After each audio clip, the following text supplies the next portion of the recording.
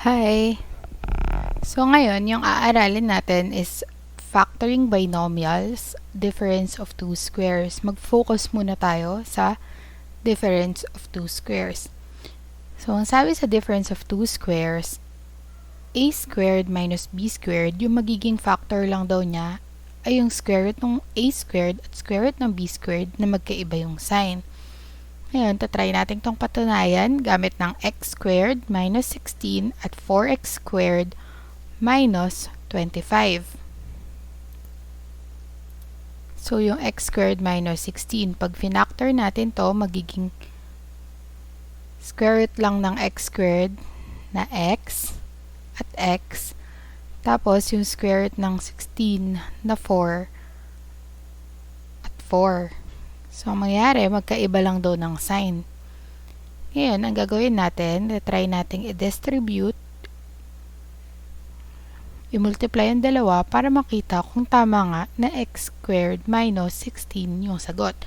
So, x times x, x squared,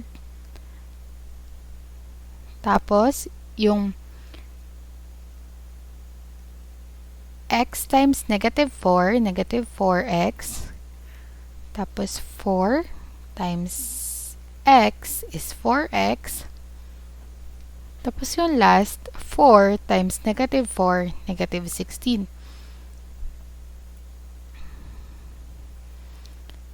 Ngayon, pagsasamahin lang natin yung mga similar terms dito sa buong equation na to. So, x squared minus 4x plus 4x. Yung 4x na negative at positive, makakancel lang. So, ibig sabihin, yung sagot, x squared minus 16, kapareho siya nung finactor natin kanina. So, napatunayan natin na tama yung method na ginamit natin. So, ngayon, itry ulit natin sa 4x squared minus 25y squared. So, yung square root ng 4x squared, 2x, kasi square root ng 4, 2, square root ng x, x. So, dalawang 2x yon. Tapos, yung 25y squared, 5y, dahil square root ng 25 ay 5, at square root ng y ay y. Tapos, magkaiba ng sign. So, positive, negative. Ngayon, itry naman natin yung FOIL method. So, 2x times 2x, 4x squared. Tapos, 2x times negative 5y, negative 10xy.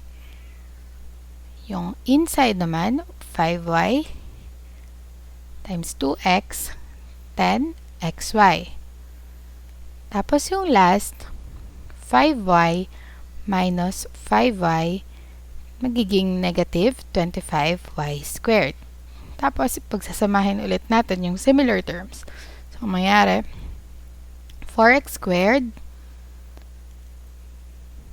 minus 10xy plus 10xy minus 25y squared.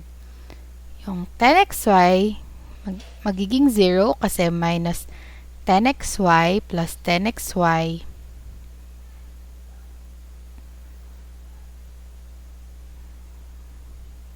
So, ang sagot, 4x squared minus 25y squared.